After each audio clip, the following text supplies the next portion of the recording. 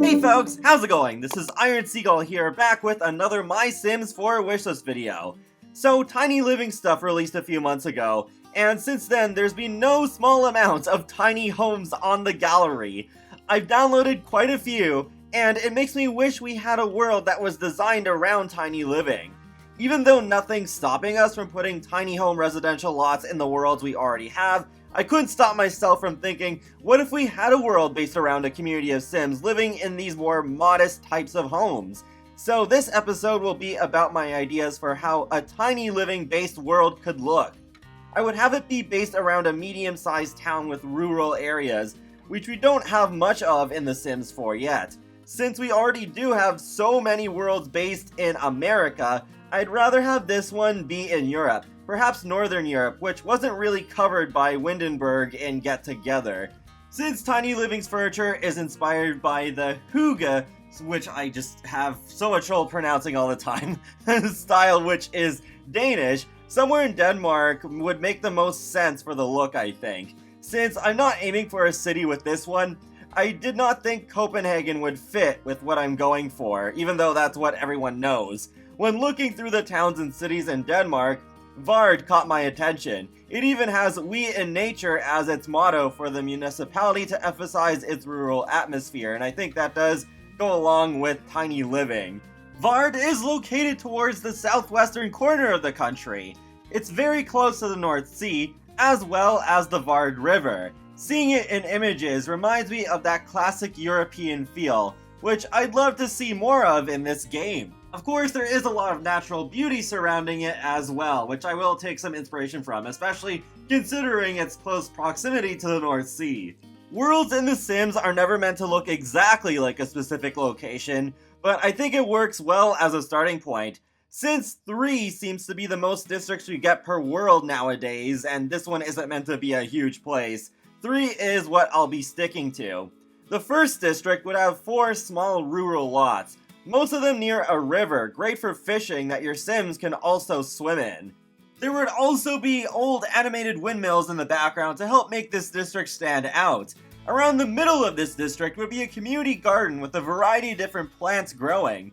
On the river, there would also be a small passenger boat that you can click on to take you to the downtown district in a very similar way to the boats around Brindleton Bay, that act as a slightly more interesting way to travel than hitting the M key or using your Sim's phone.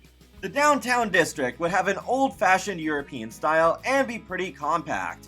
Of course, there would have to be a cobblestone road or two to give it more of that distinct flavor. It would have 5 lots, and 2 or 3 could be small apartments. Apartments would only be in this district, so I don't think it would make city living worthless. Continuing with some more inspiration by Varde and the surrounding area, there would also be a beach at a sea a bit away from the city, and of course Sims would be able to swim in that sea. There'd also be a boat you can click on to take your Sims over to the river district, since the river would also be close by. The last district would be less inspired by Varde. It'd be a mountainous neighborhood of 3 lots overlooking the same sea that's playable in the downtown district, because I like it when you can actually see other districts from the current district that you are in your current world. It gives the worlds a little bit more of an open feeling, even though The Sims 4's worlds are closed. But we haven't had a livable mountain in The Sims 4 yet, and I think this could be a great opportunity to include one.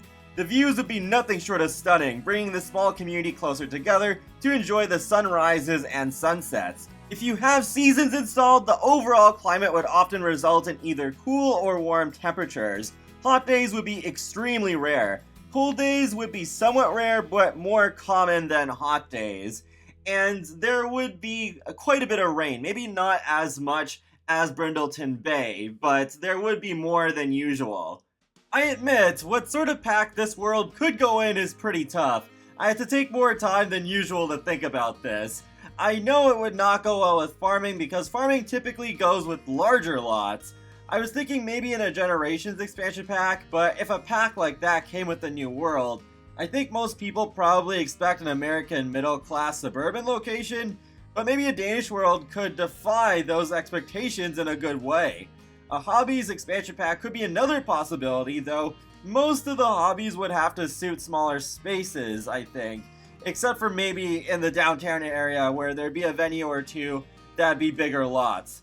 The only other thing I can think of is a pack that has an emphasis on outdoor activities, but in a different way from Outdoor Tree. It would not focus on camping. This could go very well with the Varde-inspired world. Maybe, since it would have usable waters, this pack would even introduce a couple of boat types the game doesn't already have, like kayaks and canoes or windsurfing. I think The Sims 4 could use more boats that go well with a variety of different worlds, because with island living, we only got to the island canoe, which I feel like really only makes sense in Sulani. There is also the Aquazip, but that's less of a boat to relax and sit down in. It's just more of an individual vehicle to get from point A to point B as quickly as possible. In the end, this world could end up being very interesting and at the same time, give a part of Europe more representation in The Sims. I'm not sure if a Northern European-based world is all that likely, but if The Sims 4 still has a lot of life left in it, there could eventually be a pack that makes sense for it. I'm gonna wrap up this video here. If you liked it, I have a lot more of these My Sims 4 wishlist videos in a playlist that's been built up over the past few years, and some of these previous episodes, in a way, have come true. So check them out if you want, and be sure to subscribe if you want to keep up with my latest content from The Sims, Sonic the Hedgehog, and more. So I will talk to you all later, and have a great day. Thanks for watching!